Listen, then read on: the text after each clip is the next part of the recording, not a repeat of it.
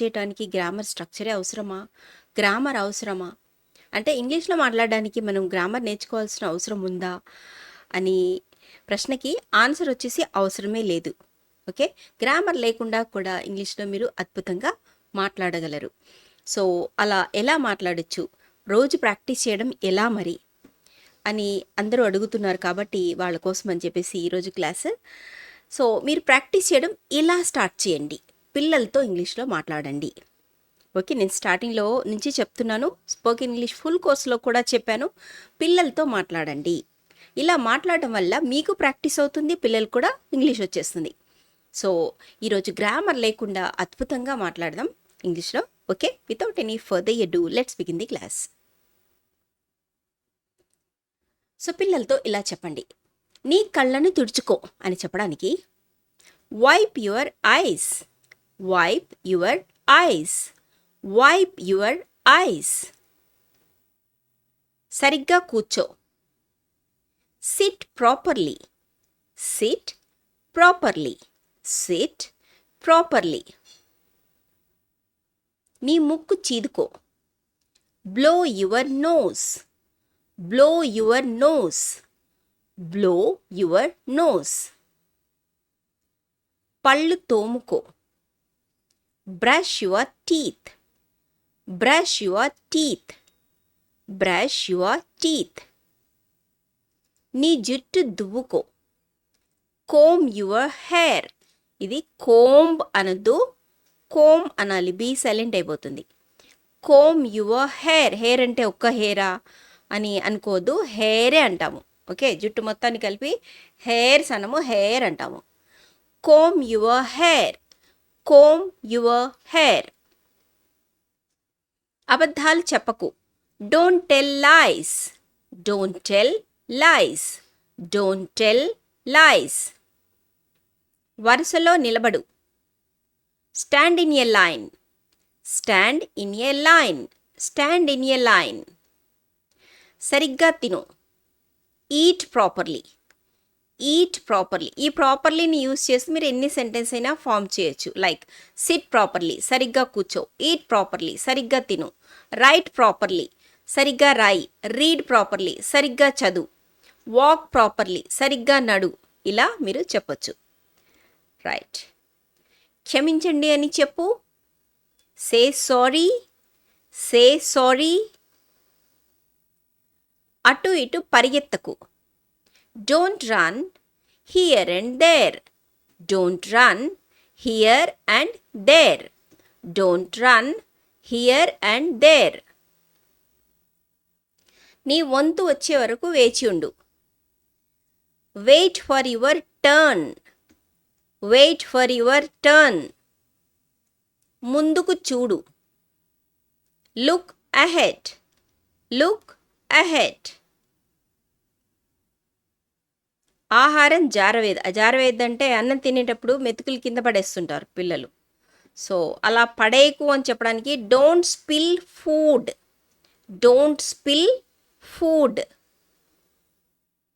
ఒక్క మెతుకు కూడా కింద పడేయకుండా తిను. Eat without spilling a single morsel, eat without spilling a single morsel. Morsel అంటే అన్నం మెతుకు, స్పిల్లింగ్ అంటే కింద పడేయడం అనమాట. నేను నీకు నీ హోంవర్క్ చేయిస్తాను రా, ఇలా ఎన్నిసార్లు చెప్తుంటారు తెలుగులో. సో ఇది ఇంగ్లీష్లో ఇలా పిలవండి పిల్లలకి, నేను నీకు నీ హోంవర్క్ చేయిస్తాను రా.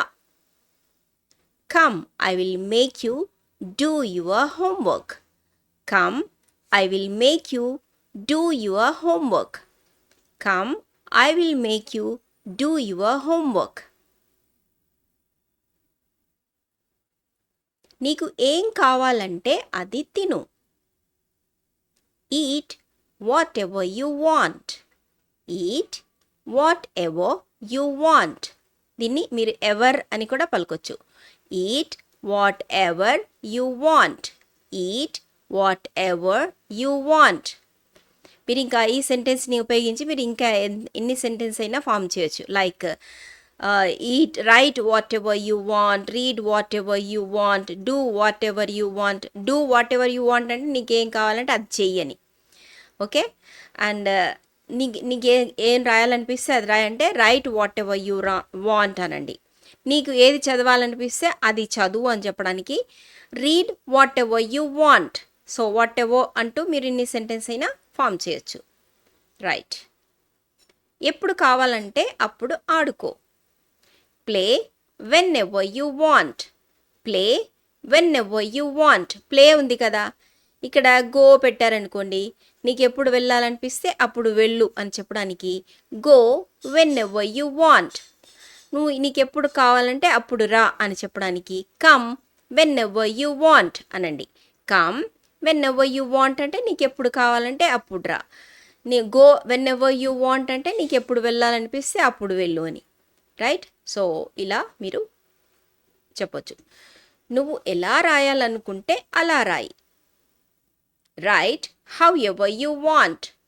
ఇక్కడ రైట్ ఉంది కదా, right how ever you want అంటే నీకు ఎలా రాయాలనిపిస్తే అలా రాయి. ఇక్కడ రైట్ తీసేసి రీడ్ పెట్టారనుకోండి, read how ever you want అంటే నీకు ఎలా చదవాలనిపిస్తే అలా చదువు.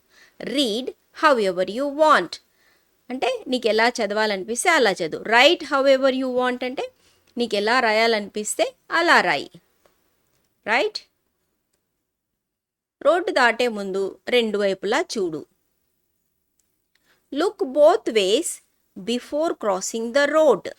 Look both ways before crossing the road. ఇది మాత్రం పిల్లలకి అందరికి కూడా డెఫినెట్గా ఈ సెంటెన్స్ చెప్పాలి. సో వాళ్ళకి ఇది అవసరం. సో మీరు కూడా చక్కగా ఈ సెంటెన్స్ని నేర్చుకొని పర్ఫెక్ట్గా పిల్లలతో ఇది చెప్పండి. లుక్ బోత్ వేస్ అంటే ఇరువైపులా చూసి అప్పుడు మీరు రోడ్ క్రాస్ చేయాలి అని చెప్పాలి. Look both ways before crossing the road. Look both ways before crossing the road. అపరిచితుల దగ్గర నుంచి చాక్లెట్లు తీసుకోకు. ఇది కూడా మనం పిల్లలకి ఖచ్చితంగా చెప్పాలి. సో ఇలా చెప్పండి ఇంగ్లీష్లో. Don't take chocolates from strangers. Strangers అంటే అపరిచితులు, మనకు తెలియని వ్యక్తులు అనమాట. Don't take chocolates from strangers. Don't take chocolates from strangers. అపరిచితులతో ఎక్కడికి వెళ్ళకు. Never go anywhere with a stranger. Never go anywhere with a stranger. తెలియని వాళ్లతో ఎక్కువగా మాట్లాడకు. Don't talk too much with unknown people. Don't talk too much with unknown people. Don't talk too much with unknown people. ఎప్పుడూ నీ parents దగ్గరే ఉండు అని చెప్పడానికి always stay close to your parents. Always stay close to your parents. Always stay close to your parents. అపరిచితుల దగ్గర నుంచి బహుమతులేం తీసుకోకు.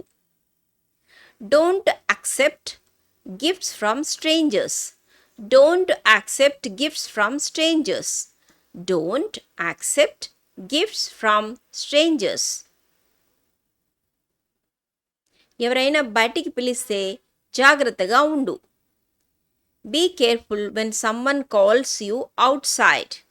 Be careful when someone calls you outside. Be careful when someone calls you outside. Be careful when someone calls you outside. అపరిచితుల వాహనంలో ఎప్పుడూ ఎక్కకు. So ఇది మాత్రం పిల్లలకి మనం ఎప్పుడు చెప్పాలి. సో ఇది చెప్పే విషయం ఇంగ్లీష్లో చెప్పండి. Never get into a stranger's vehicle. Never get into a stranger's vehicle. Never get into అంటే ఎక్కకు. ఏం ఎక్కకు? A strangers vehicle. సో తెలియని వ్యక్తి యొక్క వాహనంలో నువ్వు ఎక్కకు. Never get into a strangers vehicle. Never get into a strangers vehicle. So ఇలా మీరు పిల్లలతో మాట్లాడుతూ ఇంగ్లీష్ ప్రాక్టీస్ చేయండి. Thank you so much for listening to the class. First time class వింటున్నట్టయితే ఫస్ట్ టైం మన ఛానల్కి వచ్చినట్టయితే subscribe చేసుకోండి. క్లాస్ నచ్చితే లైక్ చేయండి. మీ ఫ్రెండ్స్ అండ్ ఫ్యామిలీతో ఎవరైతే ఇంగ్లీష్ నేర్చుకోవాలనుకుంటున్నారో వాళ్ళతో షేర్ చేయండి. వీలైతే హైప్ కూడా ఇవ్వండి. Thank you so much for listening to the class. Take care. Bye.